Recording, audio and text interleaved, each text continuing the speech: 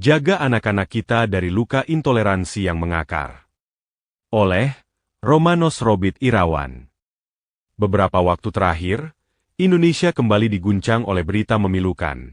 Anak-anak menjadi korban aksi intoleransi, baik di Sukabumi maupun di Padang.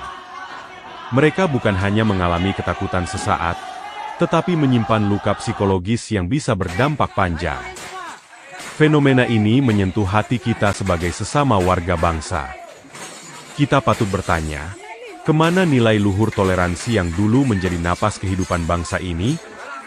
Luka di masa kecil, bekas sepanjang hidup. Dunia psikologi menyebut pengalaman buruk semacam ini sebagai trauma masa kanak-kanak atau childo trauma. Ketika terjadi berulang atau dalam konteks kekerasan kolektif, ini bisa berkembang menjadi CPTSD atau Kompleks Post-Traumatic Stress Disorder, yang merusak rasa aman, kepercayaan terhadap sesama, dan bahkan persepsi anak terhadap agama atau bangsanya sendiri.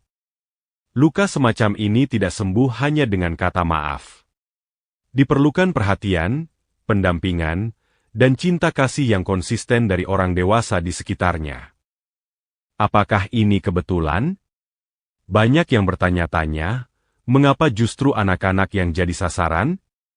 Apakah ini sekadar insiden acak, atau ada pola sistemik yang berbahaya?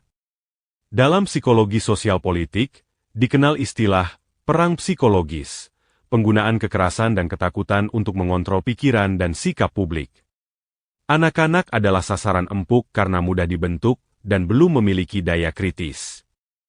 Jika kita biarkan, mereka bisa tumbuh dengan trauma dan kebencian yang tertanam sejak dini.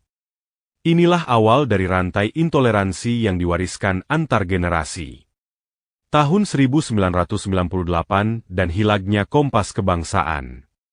Reformasi 1998 membawa banyak hal baik, tetapi ada satu kerugian besar yang jarang dibahas, dihapusnya P4 Pedoman Penghayatan dan Pengamalan Pancasila. Dulu, anak-anak sekolah masih mendapatkan pelajaran karakter berbasis nilai-nilai Pancasila secara sistematis. Setelah P4 dihapus, pembelajaran nilai luhur itu cenderung kabur, digantikan oleh narasi kebebasan yang kadang tanpa batas dan tanpa tanggung jawab kebangsaan. Apakah kita harus kembali ke zaman Orde Baru? Tentu tidak. Tetapi kita perlu menemukan kembali semangat persatuan, toleransi, dan gotong royong dengan cara yang baru, kontekstual, dan inklusif. Apa yang bisa kita lakukan? Sebagai warga biasa, kita tidak boleh hanya mengeluh atau mengutuk.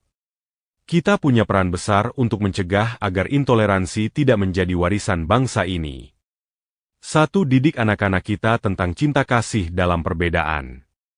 Jelaskan bahwa perbedaan agama dan suku bukan ancaman, melainkan kekayaan. Anak-anak meniru orang dewasa.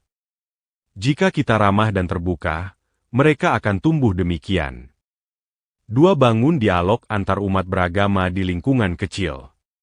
Mulailah dari RT, RW, komunitas sekolah, atau grup sosial. Dialog yang hangat lebih ampuh daripada debat di media sosial yang penuh prasangka. 3. Dukung anak-anak korban intoleransi. Berikan pendampingan psikologis dan spiritual. Libatkan tokoh agama, guru, dan relawan untuk menyembuhkan luka batin mereka. 4. Dorong pemerintah untuk menghidupkan pendidikan karakter berbasis Pancasila. Nilai-nilai luhur tidak cukup jadi slogan. Harus ada kebijakan nyata yang menghidupkan kembali semangat Pancasila dalam pendidikan dan ruang publik. 5. Sebarkan narasi damai, bukan provokasi. Jangan menyebar video atau berita kekerasan tanpa konteks. Sebarkan cerita tentang toleransi, kerjasama lintas iman, dan kisah inspiratif anak bangsa yang menghargai perbedaan. Penutup, warisan apa yang ingin kita tinggalkan? Pertanyaan yang harus kita renungkan, warisan apa yang ingin kita tinggalkan untuk anak-anak kita? Apakah bangsa yang saling curiga dan penuh luka?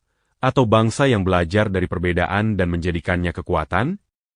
Mari kita jaga anak-anak kita, bukan hanya dari kelaparan dan kemiskinan, tetapi juga dari racun kebencian dan intoleransi.